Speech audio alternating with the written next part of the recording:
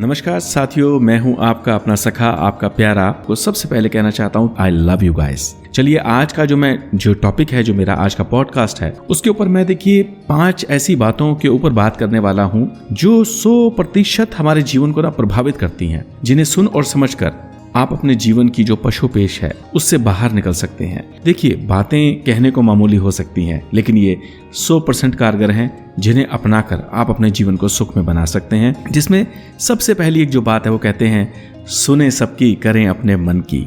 भाई देखिए, मैं तो यहाँ ये कहता हूँ कि आपने देखिए किसी की मानी हो या अपने दिल की करी हो, लेकिन समस्या ये है कि जब परिणाम आते हैं ना, तो ये मेरा निजी अनुभव है कि 10 में से जो 8 लोग होते हैं वो अपने फैसलों की जिम्मेदारी नहीं ले पाते हैं। यानी जो बुरा परिणाम जब आता है ना, तो वो स्टेप बैक कर लेते हैं। वो कहते हैं नहीं फलानी वजह से ऐसा हो गया, या ढिमकानी वजह से ऐसा हो गया, या कुछ ऐसी बातें थी या वैसी बातें थी। कहने का मतलब वो बहाने बनाकर या हालातों की दुहाई देकर खुद को कमज़ोर बना लेते हैं। लेकिन मैं ये मानता हूँ कि आप अपने दिल की सुने, चाहे मेरे जैसे किसी की बात को सुने, कृपया उसे आत्मसात अवश्य करें। और आप इस विषय पर क्या सोचते हैं, अपनी राय अवश्य दें। तो कम शब्दों में मैं इतना ही कहना चाहूँगा कि सुने सबकी करें अपने मन की का असली महत्व ये है कि भले ही आप सबकी सुन रहे हैं, लेकिन किसी भी फैसले के लिए अपने मन अनुसार कार्य कर रहे हैं, तो कृपया जो भी परिणाम आए ना, उसकी जिम्मेदारी ज़रूर लें। उसको फिर हल्के में टालें नहीं, वरना आप दिन पर दिन कमज़ोर होते चले जाएंगे। अब सेकंड पॉइंट पे आता हूँ, जिसमें लोग कहते हैं कि किस्मत ही सब कुछ है साहब, किस्मत ही से ही सब कुछ होता है। देखिए, मैं मानता हूँ कि बहुत से मामलों में ये जो बात है ना, ये सत्य दिखाई पड़ती है, बिल्कुल ठीक है। लेकिन जानते हैं, एक जो अफसर बना है ना, जो एक बच्चा है जो अफसर बन गया, या एक जो व्यापारी है जो कामयाब हो गया, देखिए हमने उसकी कामयाबी तो देखी है साहब, लेकिन हमने उसके बुरे दिनों को नहीं देखा है। क्यों? क्योंकि हम उसका इतिहास नहीं जानते हैं। उसने क्या क्या झेला, कितने दिन वो भूखा सोया, क्या उसके पास किताबें थी या नहीं थी, किन हालातों में वो रहा, कैसे कैसे मेहनत करके जतन करके वो यहाँ तक पहुँचा। और यूँ भी आजकल लोगों में झूठ बोलने की आदत बहुत है, तो हम सामने वाले की बातों पर वैसे भी विश्वास कम ही करते हैं। तो इसीलिए मैं आपसे एक ही बात कहना चाहता हूँ, और मैं चाहूँगा कि आप इसको ज़रूर अपने ध्यान में रखें कि आप जो भी काम कर रहे हैं, जॉब कर रहे हैं, व्यवहार कर रहे हैं, सबसे पहले उसमें आप अपना 100% लगाएं, यानी दिल से काम करें।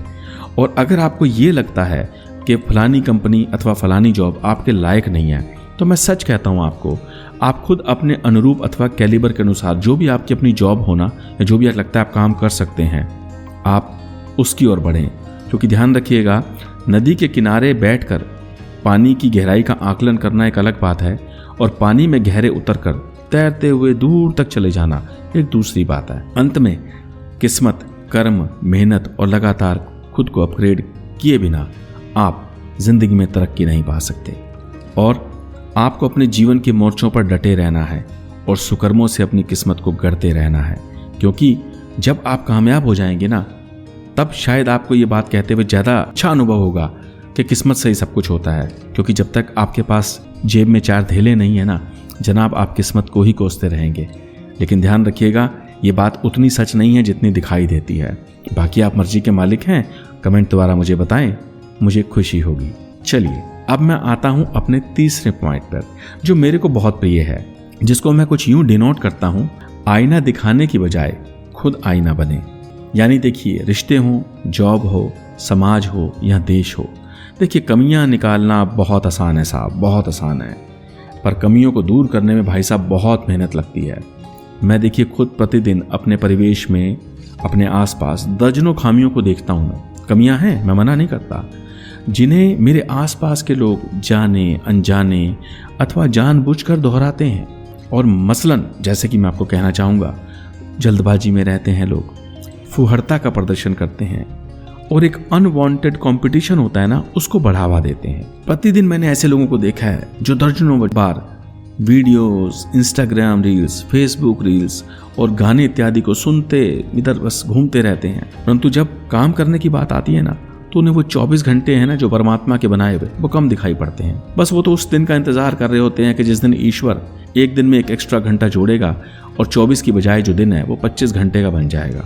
अब भाई ये होगा या नहीं, ये तो आपसे बेहतर कोई नहीं जान सकता। बाकी मेरी तरफ से तो ऐसा ना ही है, क्योंकि सदियों से एक दिन में 24 घंटे होते हैं और वो 24 घंटे ही रहे होंगे। और ध्यान रखिएगा, आपको अपने काम को, अपने दिमाग को, अपनी दिनचर्या को, अपने जीवन को उन चीज़ों में लगाना है जहाँ पर आपकी तरक्की, बौद्धिक विकास और उम्मीदें छुपी हों। क्योंकि अगर आप ऐसा नहीं करते हैं तो साहब तरक्की थोड़ी दूर की कौड़ी है, इसलिए इसको इतना जल्दीबाजी में मत लीजिएगा और ये मत समझिएगा कि सिर्फ कमियां निकाल देने से सब कुछ होता है। अब जो टॉपिक था कि आईना दिखाने के बजाय खुद आईना बने, देखिए मैं भी आईना दिखाता हूँ और मैं खुद आईना भी बनता हूँ, और इस पॉडकास्ट के माध्यम से मैं खुद एक आईना बना हुआ हूँ जिसके अंदर मैं खुद को एक्सप्रेस कर रहा हूँ और आपके साथ अपने जीवन की बातों को, चीज़ों को, विचारों को साझा कर रहा हूँ। मुझे मालूम है कमियां हैं, लेकिन बावजूद इसके मुझे काम तो करना पड़ेगा ना। तो मैं इस पॉडकास्ट के माध्यम से भी खुद आईना बनकर उन कमियों के ऊपर प्रकाश डालने की कोशिश कर रहा हूँ, कम से कम चर्चा तो कर रहा हूँ और आपके उस सोए हुए दिमाग को जगाने का प्रयत्न कर रहा हूँ एक अदना सा व्यक्ति बनकर कि भाई शायद कुछ परिवर्तन हो जाए, शायद कहीं से सकारात्मकता मिल जाए, या कहीं से कहीं इस छोटे से योगदान से शायद किसी का भविष्य संवर जाए, किसी को मेरी बात समझ आ जाए। तो अगर आपको मेरी बात समझ आई हो तो कृपया फिर मैं वही कहूँगा, मुझसे जुड़ें, अपनी टीका टिप्पणियाँ करें, अपनी उपस्थिति दर्ज कराएं, मुझे बहुत खुशी होगी। अब मेरा जो चौथा पॉइंट है जो मैं आपको बताना चाहता हूँ वो है नौकरी भली या व्यापार। ये आजकल के युवा मुझसे अधिकतम पूछते हैं, विभिन्न माध्यमों से ये जानना चाहते हैं हमें नौकरी करनी चाहिए या व्यापार करना चाहिए। देखिए मेरी माने तो दोनों का अपना अपना महत्व है। जिसे नौकरी नहीं मिलती ना वो व्यापार करता है, और जो नौकरी नहीं करना चाहता ना वो भी अंततः में व्यापार ही करता है। ये ध्यान रखिएगा इस बात का कि बिना नौकरी पेशा लोगों के भी या बिना नौकरी पेशा लोगों के आपका व्यापार भी चल नहीं सकता। क्योंकि जब आप व्यापार खोलेंगे तभी आपको मुलाजिम चाहिए होंगे, स्टाफ चाहिए होगा, ह्यूमन रिसोर्स चाहिए होगा, जिससे आप अपने व्यापार को चला पाएंगे। तो दोनों का अपना अपना महत्व है। सवाल यह है कौन फिट कहाँ बैठता है। देखिए मेरी नज़र में, मेरी राय में जो मैंने अपने पूरे संपूर्ण जीवन में कमाया और समझा और जिसकी बदौलत मैं आज ये पॉडकास्ट करके बोल पा रहा हूँ, लोगों को अपनी हैसियत के हिसाब से राय दे पाता हूँ, तो वहाँ असली बात यह है कि जहाँ नौकरी में जो व्यक्ति जो होता है ना वो जीवन के दाव पेचों को सीखता है, उन बारीकियों को सीखता है जो कहीं और उपलब्ध नहीं होती। और जब वो व्यक्ति व्यापार करता है यानी अपना बिजनेस शुरू करता है और उसको फर्श से लेकर अर्श की ऊंचाइयों तक लेकर जाता है, तो जानते हैं वो किसकी बदौलत करता है?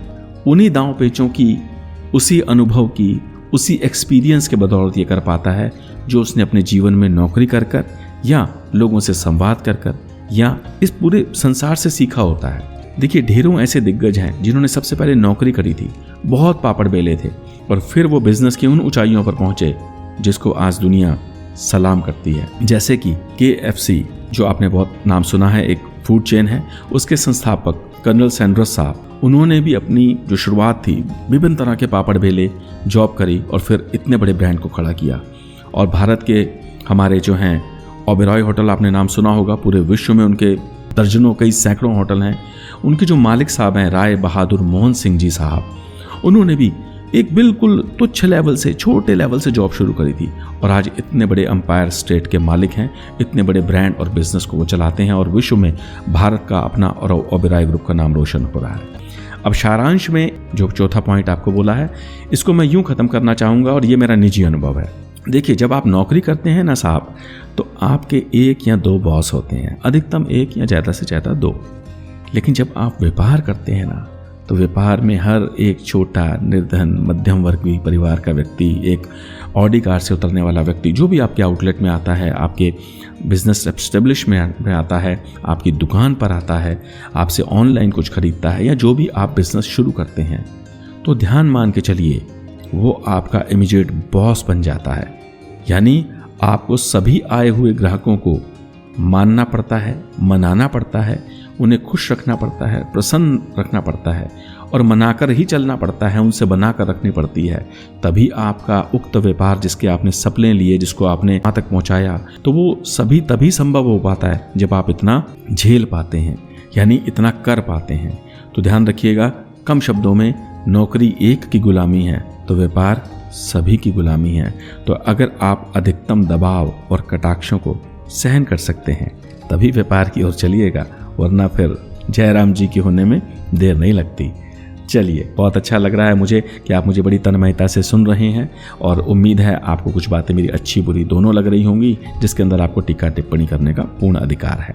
अब जो अंतिम मेरा पॉइंट आता है उसका नाम है नमक स्वाद अनुसार, जिसे मैं यूं कहना चाहूँगा कि नमक स्वाद अनुसार का अर्थ ये है कि देखिए, कभी कभी जो डॉक्टर होता है ना, यानी चिकित्सक होता है हमारा, वो किसी अपने मरीज को यानी किसी रोगी को कहता है कि आप अमुक मात्रा में प्रतिदिन या प्रति सप्ताह मदिरापान अर्थात की शराब पी सकते हैं।